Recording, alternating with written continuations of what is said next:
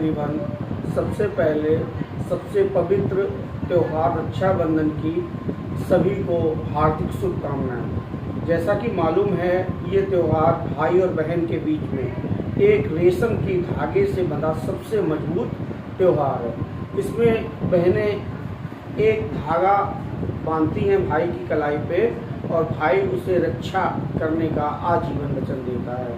तो जितने भी भाई हैं उनकी ये नैतिक जिम्मेदारी बनती है कि उनकी जो बहनें हैं वो कभी किसी भी कष्ट में हो तो उनकी वहाँ पहुँच के मदद करें, यथासंभव प्रयास करें कि वो खुशहाल हों। Thank you.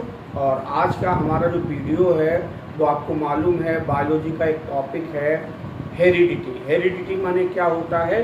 आनुवंशिकता। आनुवंशिकता क्या है? हमारे जो माता पिता हैं उन्हीं के जो लक्षण हैं वो संतानों में आते हैं। तो माता पिता के जो लक्षण हैं वो संतानों में आने की जो प्रोसेस है उसको क्या बोलते हैं? हेरिडिटी बोलते हैं। इसके जो फादर हैं, फादर ऑफ जेनेटिक्स या फादर ऑफ हेरिडिटी, वो कौन है? Gregor John Mendel. कौन है? Sir Gregor John Mendel. इन्होंने हेरिडिटी को बताने के लिए अपना एक एक्सपेरिमेंट किया था। जो हमारी मटर का पौधा होता है, ग्रीन मटर, जिसको हम पाइसम सेटाइवम, जिसका बॉटनिकल नेम क्या है? पाइसम सेटाइवम, उस पर इन्होंने किया था। और इन्होंने 3 लॉज बताए हैं इसके लिए। और हमने इसमें एक चीज़ और, सेक्स डिटर्मिनेशन, जो लिंग निर्धारण होता है जब मेल और फीमेल के बीच में क्रॉस होता है तो उनकी जो न्यू बॉर्न संतान है वो बॉय होगा या गर्ल होगा, इसका निर्धारण कैसे होता है, जिसको सेक्स डिटर्मिनेशन कहते हैं, वो भी हमने इसमें इंक्लूड किया है। तो चलते हैं अपने टॉपिक की तरफ, समझते हैं क्या होता है हेरिडिटी। हेरिडिटी मीन्स आनुवंशिकता। इन्होंने जो पी प्लांट लिया था उसको बॉटनिकल नेम अभी मैंने आपको बताया था क्या है? Pisum sativum. और ये जो ग्रेगर जॉन मेंडल हैं ये इसके कौन हैं? फादर ऑफ हेरिडिटी अगर बोलें तो ग्रेगर जॉन मेंडल हैं। इन्होंने क्या बताया था? The transmission of characteristics. Transmission माने स्थानांतरण, ट्रांसफर होना, ट्रेड्स, कैरेक्टरिस्टिक्स कहें, लक्षण कहें या ट्रेड्स कहें, फ्रॉम वन जनरेशन, एक पीढ़ी से एनदर, दूसरी पीढ़ी में जाने की जो प्रक्रिया होती है किसके द्वारा? पेरेंट्स, माता पिता से किस पे पहुंचते हैं? ऑफस्प्रिंग, जो उनके बच्चे होते हैं वहां तक पहुंचने की जो प्रक्रिया होती है उसको हम क्या बोलते हैं? इनहेरिटेंस या हेरिडिटी बोलते हैं। आगे समझते हैं इनहेरिटी ट्रेड्स क्या होते हैं, जो आनुवंशिक लक्षण मिलते हैं वो क्या होते हैं। These trades are passed from parents. ये भी बताया था किससे पास होके आते हैं? हमें पेरेंट्स से संतानों में आते हैं। और ऑफस्प्रिंग माने क्या होता है? संतान। They are transfer to progeny. ये हमारी जो प्रोजेनी है यानी हमारे जो पेरेंट्स हैं ये मेल के लिए दिखाते हैं और ये जो साइन है ये फीमेल के लिए दिखाते हैं। यानी अगर हम इसको फादर बोलें और इसको मदर बोलें तो ये साइन बायो में दिखाए जाते हैं। And are helpful in evolution. और जो इवोल्यूशन होता है उसके लिए बहुत हेल्पफुल हैं, बहुत ज़्यादा सहायक हैं। जैसे कलर ऑफ आइज, आपने देखा होगा अगर किसी के माता पिता की आंखें भूरी हैं तो उनकी संतान की आंखें भूरी होती हैं। हेयर्स, अगर किसी के कर्ली हेयर हैं तो उनके संतानों में भी आ जाते हैं। पीढ़ी दर पीढ़ी ये चीज़ें और ज़्यादा इवोल्यूशन में आ जाती हैं। मेंडलिज्म, जो मेंडल ने बताया है इसलिए इसका नाम क्या है? Mendelism. Gregor John Mendel known as the father of genetics. Father of genetics के नाम से किसको जानते हैं? Sir Gregor John Mendel. He study inheritance. उन्होंने इनहेरिटेंस जो आनुवंशिकता है उसके बारे में स्टडी की, अध्ययन किया।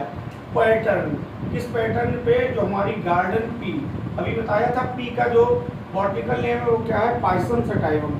Choosing Pisum sativum plants. उन्होंने ये मटर का पौधा क्यों चुना था? इसके पीछे का रीजन था because they are self pollinating, यानी इसमें परागण की प्रक्रिया स्वपरागण होता है।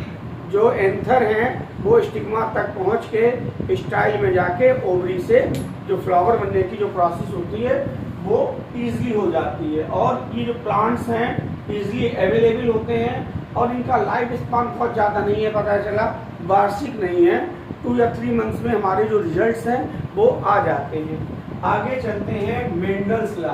मेंडल ने आनुवंशिकता के कुछ नियम दिए हैं। पहला नियम क्या होता है, मोनोहाइब्रिड, एक संकर क्रॉस के बारे में उन्होंने बताया है। इसमें सिंगल ट्रेट, एक लक्षण जो होता है उसकी आपस में हम क्रॉस कराते हैं। एंड डाई हाइब्रिड क्रॉस, इसमें 2 ट्रेट्स, 2 लक्षण होते हैं। हैव 3 लॉज, और जिन्होंने कितने लॉ दिए हैं, 3 नियम दिए हैं किसके, आनुवंशिकता के, इनहेरिटेंस के। इन case of monohybrid, monohybrid cross में इन्होंने क्या किया, प्योर वैरायटी ऑफ प्लांट्स, बिल्कुल प्योर वैरायटी ली, यानी लाल, लाल का अपोजिट यानी सफेद, एक लाल पुष्प वाली मटर ली और एक सफेद पुष्प वाली मटर ली, या एक लंबी मटर का पौधा लिया और एक छोटी मटर का पौधा लिया, तो वो एकदम एग्जैक्ट कैरेक्टर्स लिए और एक दूसरे के अपोजिट लिए। आगे क्या किया इन्होंने, तो with pure variety of plants the phenotype ratio obtained in F2 generation, जो F2 जनरेशन मिलती है उसमें जो फिनोटाइप रेशियो है वो देखने में 3 पौधे एक जैसे लगते थे, एक बिल्कुल अलग लगता था। लेकिन अगर हम जीनोटाइप में जाते हैं, जीन्स के आधार पर देखते हैं, तो एक पौधा बिल्कुल लंबा, एक पौधा बिल्कुल डॉट और 2 संकर यानी हाइब्रिड, 2 न ज़्यादा लंबे होंगे और न ज़्यादा डॉट होंगे। In case of dihybrid cross, और जब हम डाई हाइब्रिड क्रॉस की बात करेंगे, इन्वॉल्विंग 2 पेयर्स, अब उन्होंने गोल के साथ झुर्रीदार ले ली, ऐसा उन्होंने 2 कैरेक्टर्स उठाए, हरे के साथ स्वस्थ मटर का पौधा ले लिया गोल, और लाल के साथ झुर्रीदार ले लिया, तो 2 कैरेक्टर्स जब उन्होंने लिए तो उसको क्या बोलते हैं, dihybrid cross involving 2 pairs. इसमें 2 पेयर्स कंट्रास्टिंग कैरेक्टर्स के लिए, और इसका जो फिनोटाइपिक रेशियो था जो ऑब्टेन्ड हुआ था F2 जनरेशन में, वो कितना था, 9:3:3:1 था।